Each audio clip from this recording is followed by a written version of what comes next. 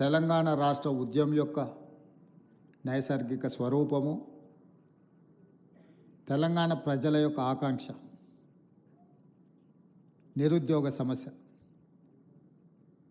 ఈ నిరుద్యోగ సమస్యనే తెలంగాణ ఉద్యమాన్ని ఉవ్వెత్తున ఆకాశమంత ఎత్తుకు ఉద్యమాన్ని తీసుకెళ్ళి ప్రత్యేక తెలంగాణ రాష్ట్రాన్ని సాధించిన దాంట్లో మీరందరూ ముందు బాగాన నిలబడి క్రియాశీలకంగా తెలంగాణ రాష్ట్రాన్ని సాధించారు.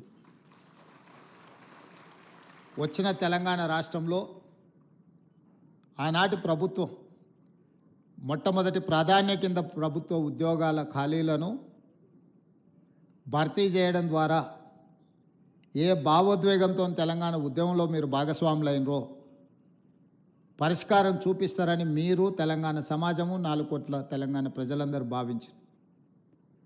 కానీ ఆనాటి ప్రభుత్వానికి ఉద్యమం పట్ల గౌరవం లేకనో, నిరుద్యోగుల పట్ల చిత్తశుద్ధి ప్రదర్శించకపోవడం వల్లనో ఈ సమస్యకు పరిష్కారం దొరకలేదు.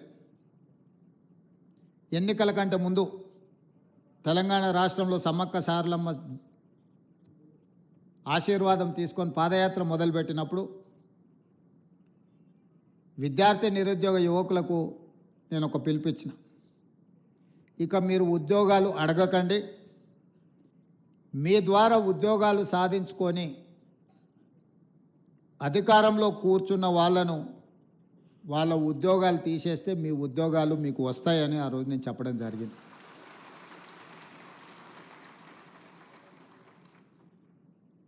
మీరు ఆత్మవిశ్వాసంతో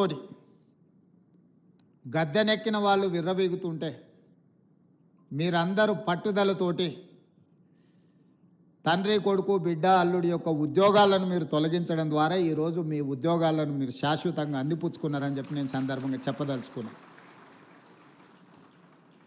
ఈ ప్రభుత్వ ఏర్పాటులో మీ కృషి ఉన్నది, ఈ ప్రభుత్వ ఏర్పాటులో మీ పట్టుదల ఉన్నది.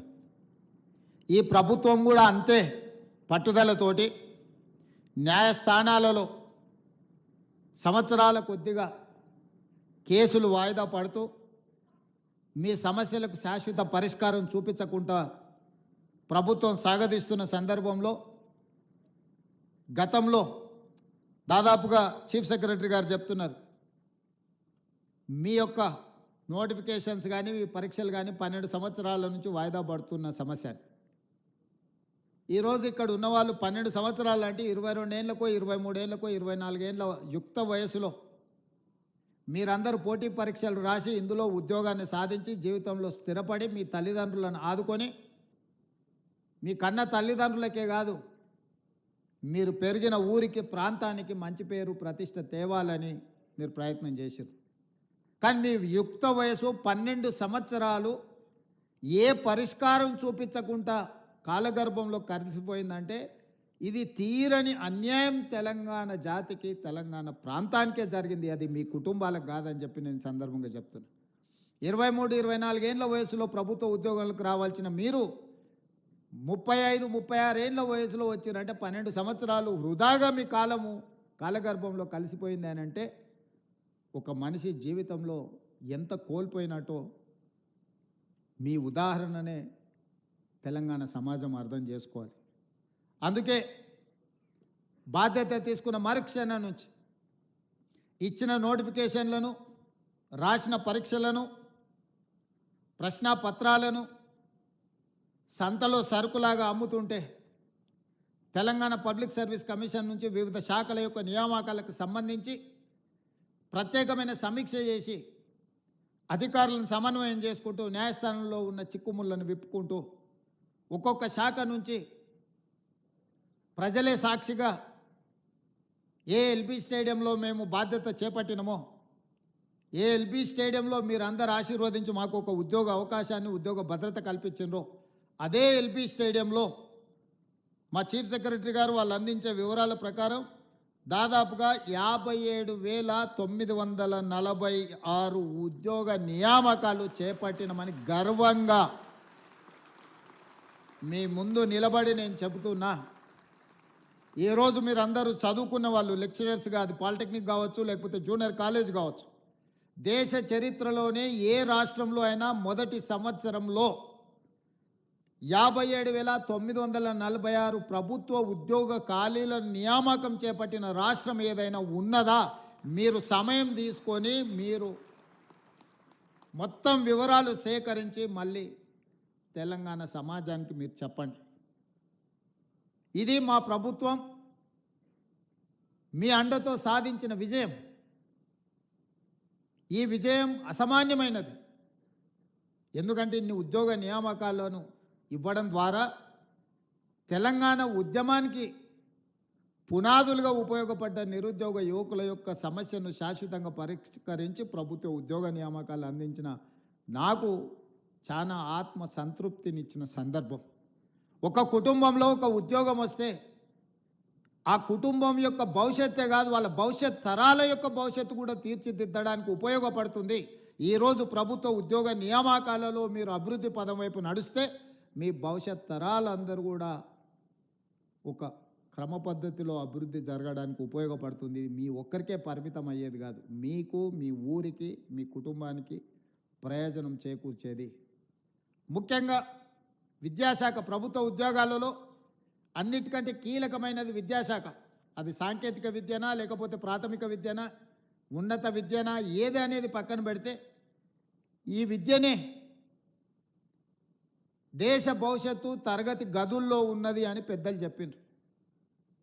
ఇవాళ ఈ దేశం యొక్క ఆర్థిక పురోగతి మన విద్యాశాఖలో ఉన్నది. ఈ విద్యాశాఖనే భవిష్యత్తు విద్యార్థుల యొక్క భవిష్యత్తును తీర్చిదిద్దవలసిన మీ సిబ్బంది ఈరోజు ఆ బాధ్యత తీసుకొని తెలంగాణ నిర్మాణంలో భాగస్వాములు కాబోతున్నారు.